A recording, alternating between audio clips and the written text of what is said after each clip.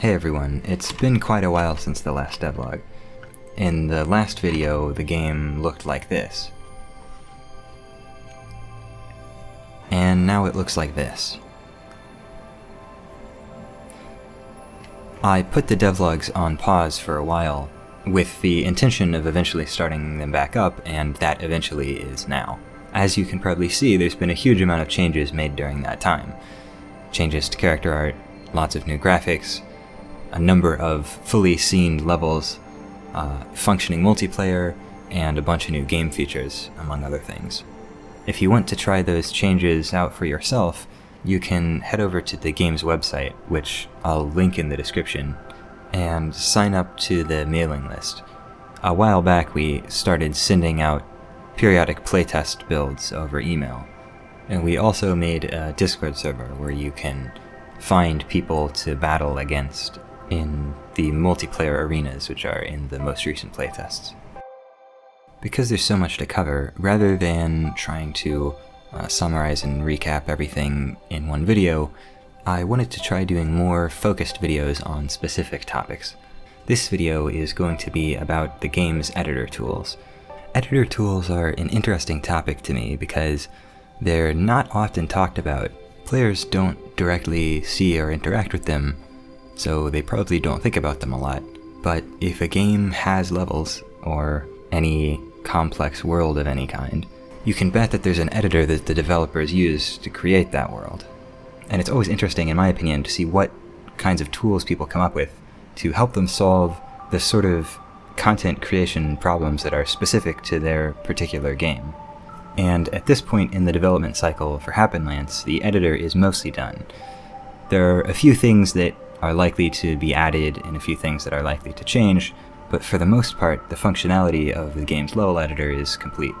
So I figured it would be as good a time as any to sort of take you on a tour of the game's editor functionality, and give you some kind of idea of what a custom level editor for a game like this actually looks like.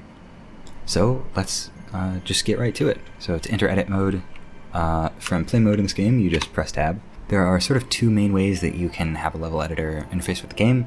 Either the editor can be a separate program, or it can be just, built into the game and just be sort of like a separate game mode that you enter into and out of. There's reasons to do both approaches, but I think most games choose to do it basically the way that we do, even though it makes some of the gameplay code and rendering code more complicated, because it means that you don't have to duplicate a lot of functionality between two different programs or factor it all into a library, which can be a pain in the ass. And it's also just that much more fluent to be able to press a key while playing the game and enter right into the editor. For technical and logistical reasons in this game, we decided to split the gameplay up into multiple levels instead of trying to put it all into one big world. So that means we need a way to navigate between the levels. That's this menu right up here at the top left.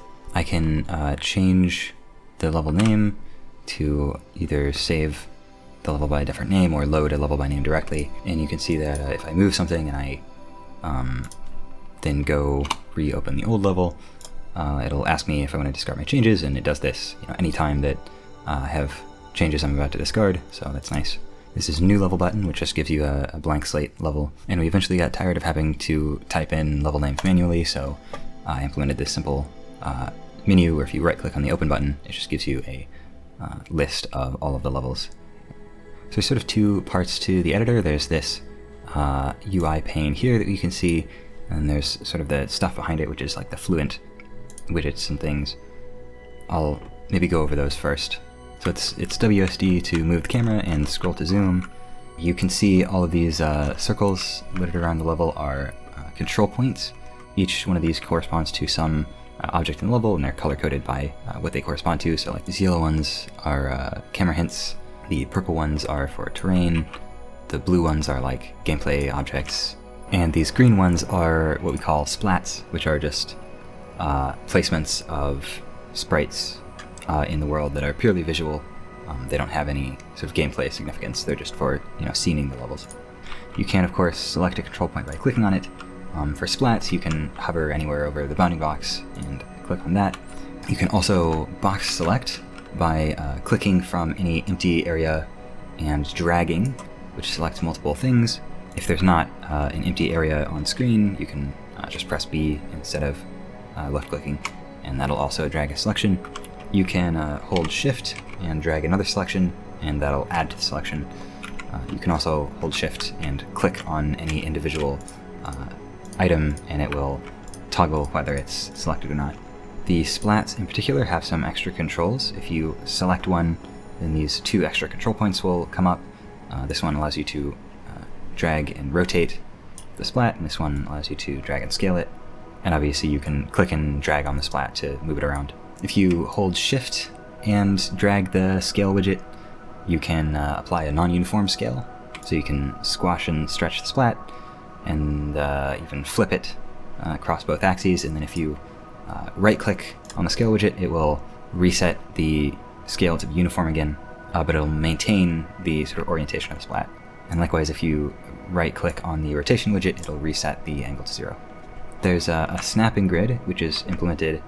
If you hold Alt, you can see this grid of dots shows up, and if you zoom out, there become fewer dots. If you zoom in, it becomes more fine-grained. And if you click and drag the position of a splat, it'll snap to the grid. Same with any other object, of course.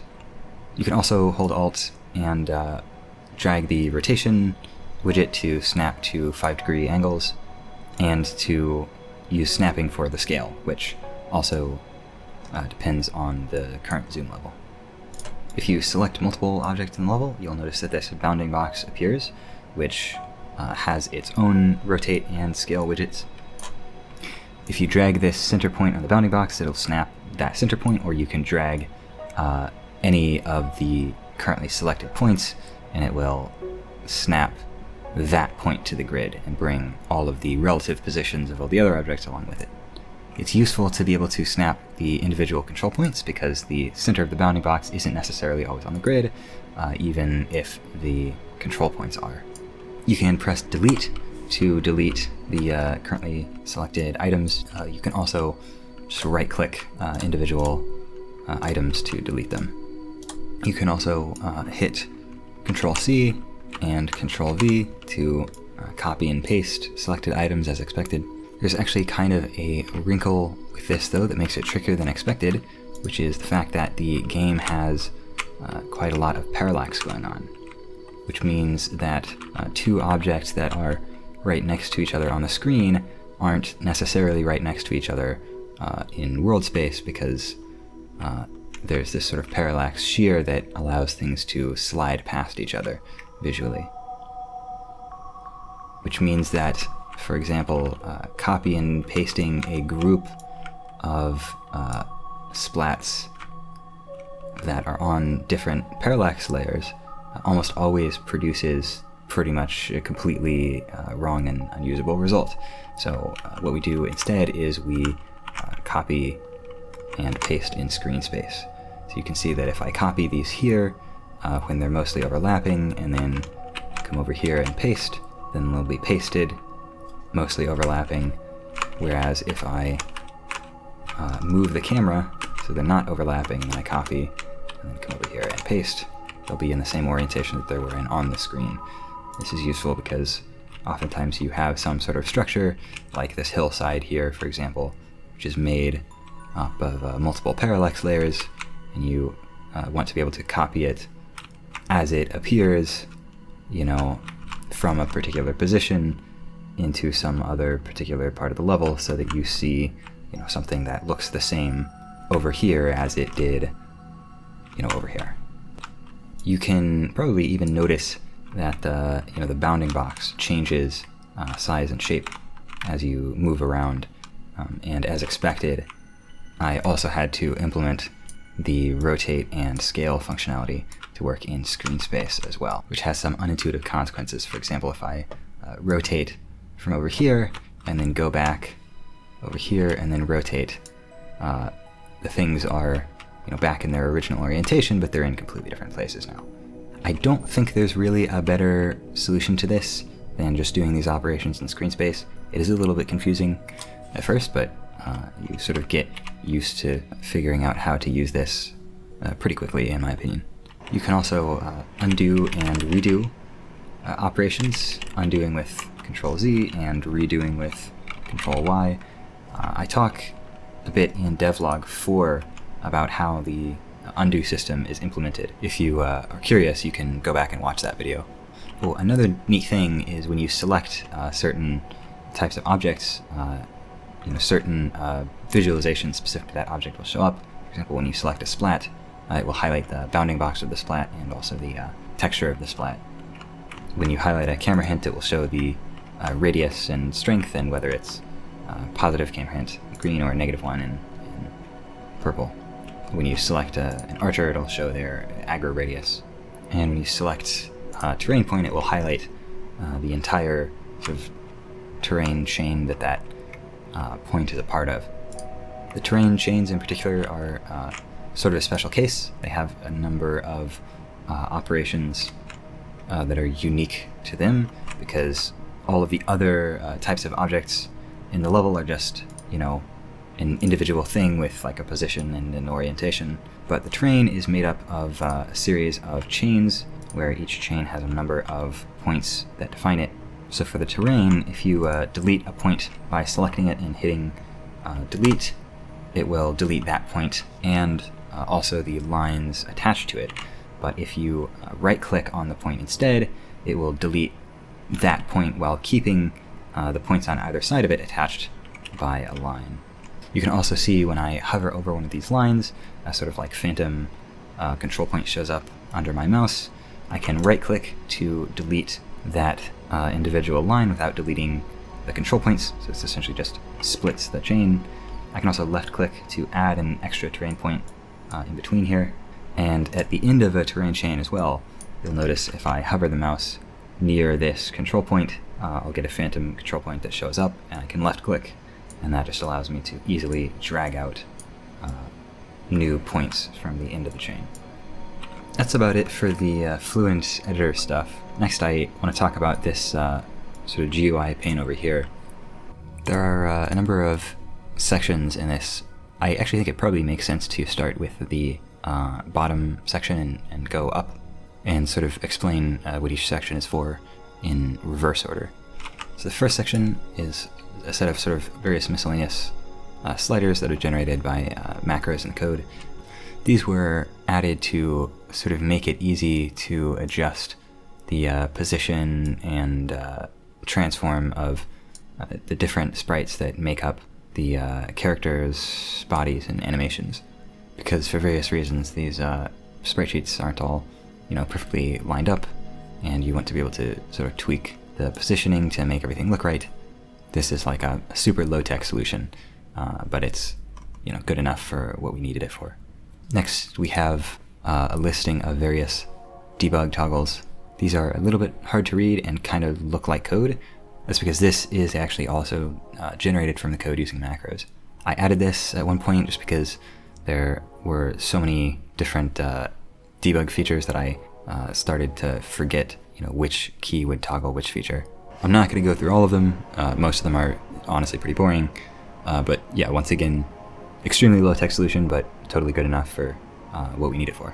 The next is a menu for editing terrain properties. So you can see if I select this terrain chain here, it gets highlighted, and then it also appears over here in the menu. If I select multiple chains, at one time, then all of them will appear.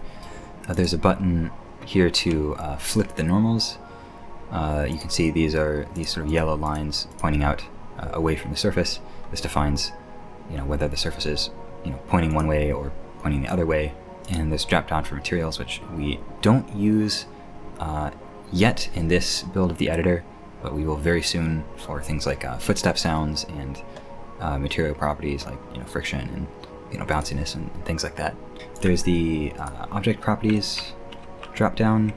This is for basically all of the sort of gameplay object in the scene. Once again, if I select a specific entity, you can see that its properties show up here. So for example, for this archer, I can adjust things like aggro range and how quickly it shoots.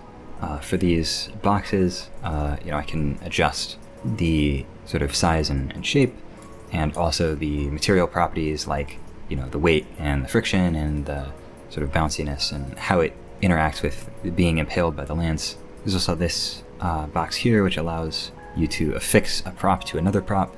Because the only prop shapes in the game are circles and rectangles, in order to build up sort of more complex shapes for objects, we just basically weld a bunch of the box and circle props together, because we deemed that to be good enough for our needs for this game and easier to implement than some sort of custom shape editor or something similarly fancy.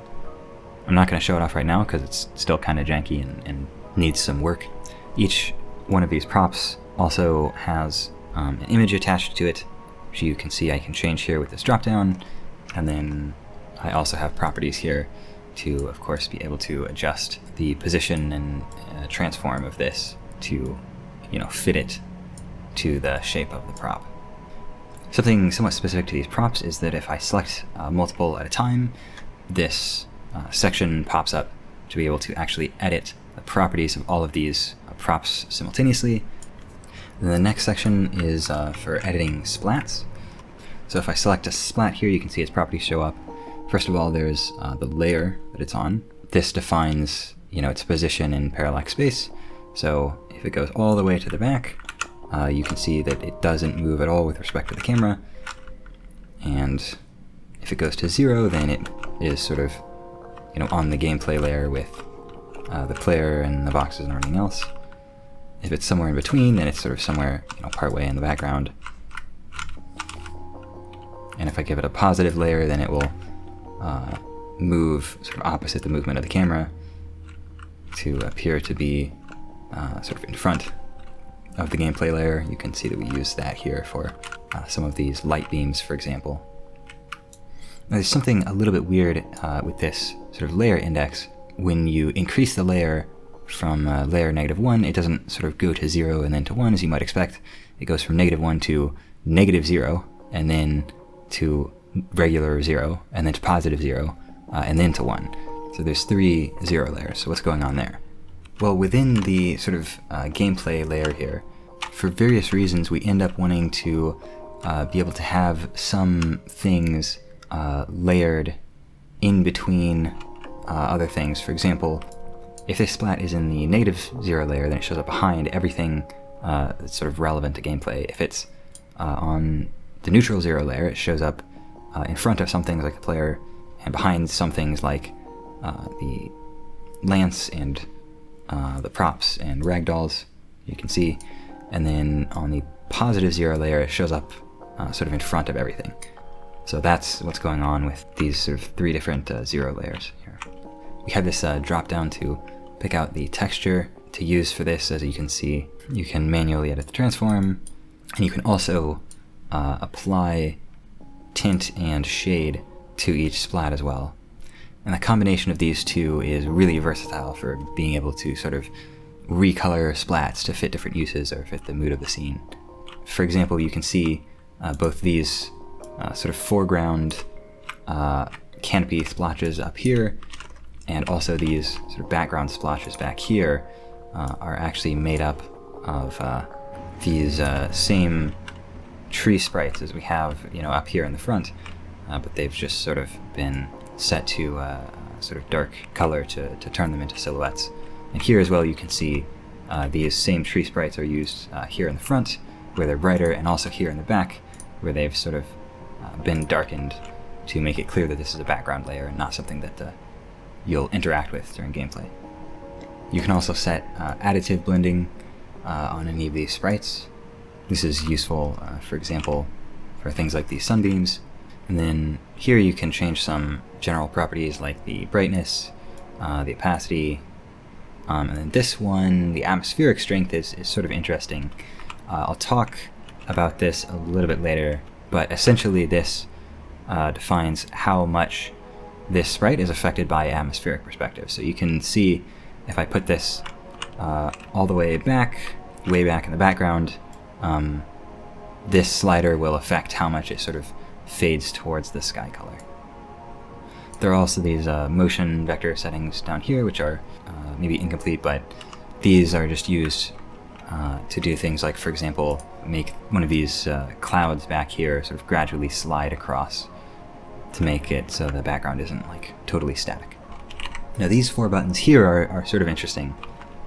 Obviously, I've mentioned that there are parallax layers, and obviously everything in a further back parallax layer shows up behind everything in a further forward layer, but within the layers also the splats are drawn in a specific order back to front.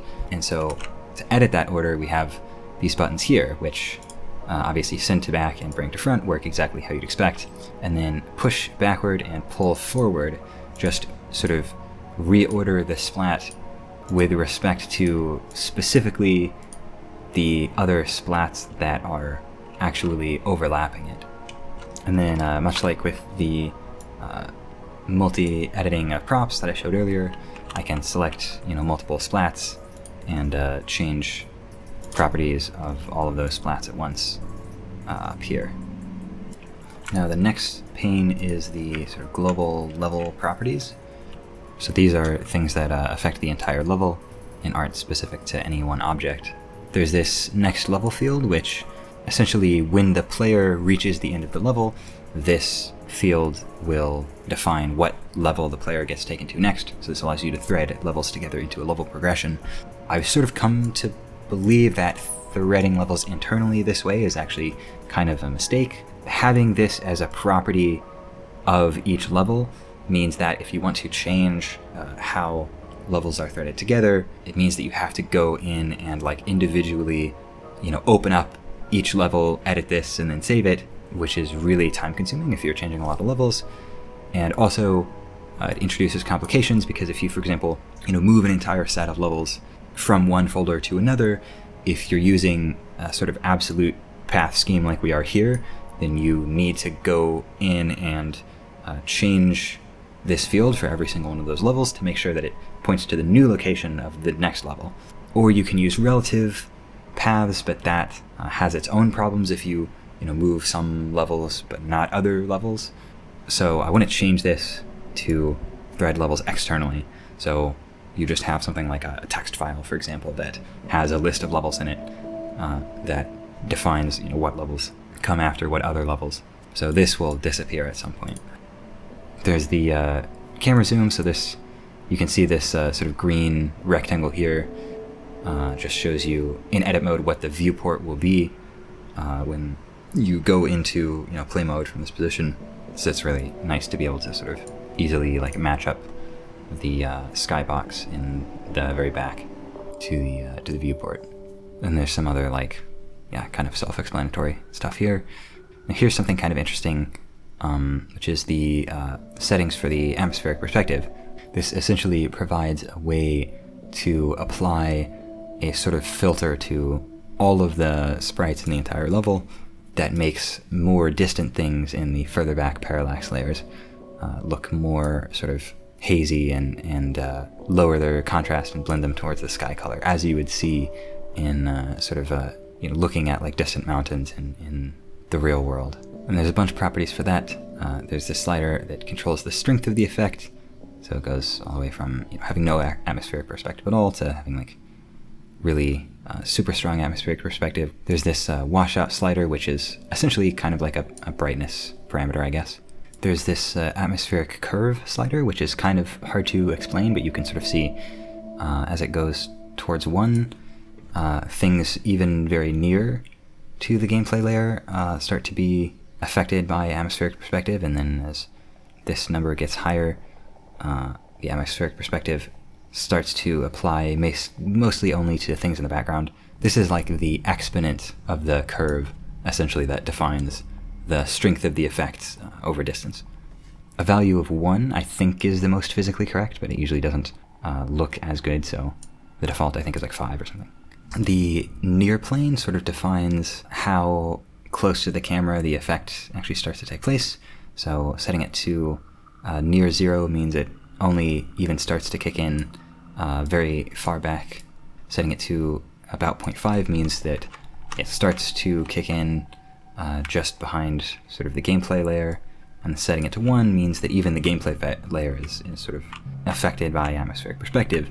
That can be useful for things like, for example, applying, fog. If you set this to some sort of gray value, you have something like a foggy, morning perhaps. There's the additive slider, which, if it's all the way to the left, it means it purely just blends towards the atmosphere color, and if it's all the way to the right, it means that it adds the atmosphere color to the sprites instead of blending towards it. And if it's somewhere in the middle, then it does a little bit of both. And then finally, there's the actual colors of the atmospheric effect. So it's essentially a gradient, because oftentimes the sky is a gradient, as you can sort of see back here. And you define the colors, of the top and bottom of the gradient. And this effect is a little weird in that it applies in screen space, which is maybe not the ideal thing to do here, although it's a little bit hard to figure out what exactly the ideal thing is to do here, since, as mentioned before, the parallax coordinate system makes things like this a little bit complicated. But for now, just this simple gradient has been good enough for the things that we've needed to use it for, which is, mostly, again, for applying sort of atmospheric perspective to things in the background, which, of course, mostly don't move with respect to the camera, so screen space is probably a good enough approximation of some sort of true, world space effect. And then finally, there's this slider for controlling the cross-processing effect, which is sort of like color correction thing that just gives the whole scene a sort of colder and a bit more filmic look to it. And then lastly, there's this handful of miscellaneous stuff up here, which isn't specific to the level, it's just sort of like global properties. This Only Edit Splats button will just hide the control points of everything that's not a splat. This is really convenient to make sure that you don't accidentally mess up any of the other level geometry or gameplay stuff while you're trying to scene a level. And then the Only Show Splats button will just get rid of all of the visualization as well of all that stuff, so it doesn't visually get in the way of seeing what the level's going to look like. And to the left of that, there's these layer visibility controls. So by default, every layer is visible and can be edited, but if you increase this minimum layer, you'll see that the splats in the background, gradually their sort of control points disappear and they essentially become locked and can't be interacted with. This is really nice because oftentimes you want to, be, for example, clicking and dragging to drag selections and doing other things, and you don't want to accidentally always be clicking on the skybox and mountains in the background and accidentally moving them around instead of making selections and stuff. And then the max layer, of course, does the same thing from the other direction, but it will also actually hide them. So this is really useful for being able to edit the sort of layers in the background and actually see what you're doing as you're doing so. And then finally, there's just a strip of buttons to add things into the level. So you can add a new terrain chain, you can add a new splat. By default, it just has this placeholder texture. You can add a new note. These are kind of interesting. These notes are sort of multi-purpose. You can see we have some here that are notes, from the level designer, from whoever's worked on this level, about how they want this level to be seen or why they've designed certain things the way they are. But you can also set this checkbox to show them in play mode, and so they also double as a way to add in tutorial text like this into the level. You can add new camera hints. These are exactly what they sound like. There's these positive camera hints, which as you approach them will sort of attract the camera towards them. So you can put these on something that's like a point of focus to make the camera sort of hint towards that.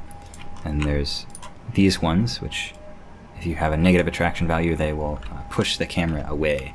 So you can put these, for example, under the level to help make sure that the camera doesn't go too far into the ground as the player is standing on it. So this sort of just frames the level a little bit nicer as compared to what you would otherwise have, where the sort of ground plane is like right in the middle of the screen. And there's this button for entities, which is a drop down when you click it, because there's a bunch of different entity types, and it would clutter up the sort of UI to have every single one of these be a separate button up here. And here you can add props and enemies and checkpoints and things like that. And there's a button for adding a particle emitter. This is what you see here.